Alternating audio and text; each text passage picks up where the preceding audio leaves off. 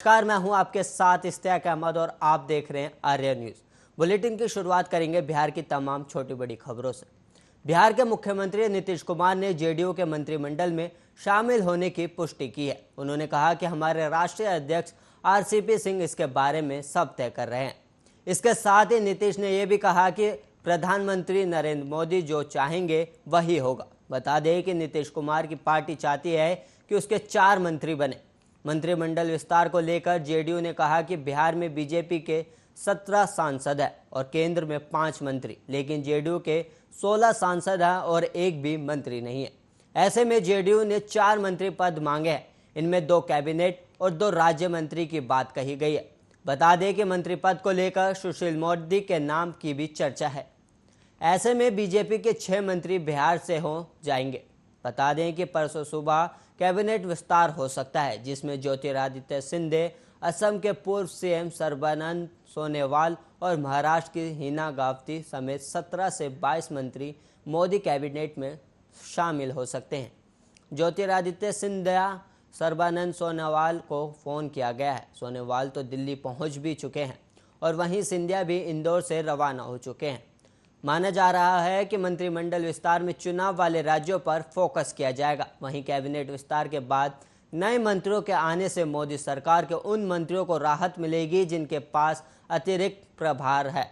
Nirmala Sitharaman, Piyush Goyal, doctor Harshvardhan समेत ऐसे 10 मंत्री हैं जिनका बोझ हल्का हो सकता है।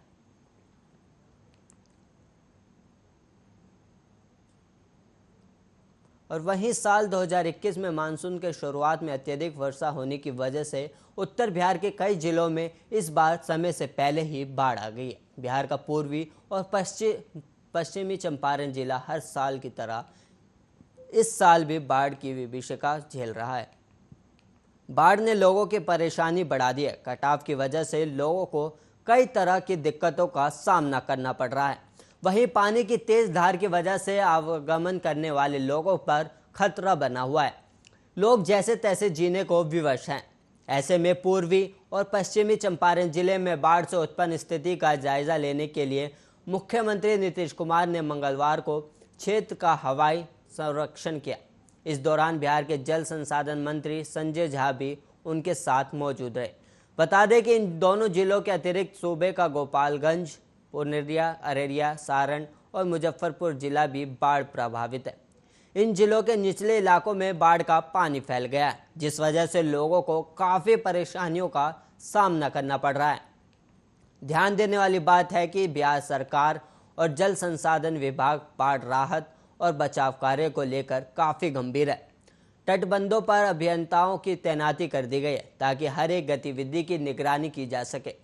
बाढ़ प्रभावित जिलों में डीएम की मदद से पीड़ितों तक राहत पहुंचाने का काम जारी है। बाढ़ संबंधी सूचना देने के लिए विभाग की ओर से टोल फ्री नंबर भी जारी किया गया है ताकि बाढ़ प्रभावित क्षेत्रों के लोग किसी भी अनहोनी की सूचना विभाग को दे सकते हैं।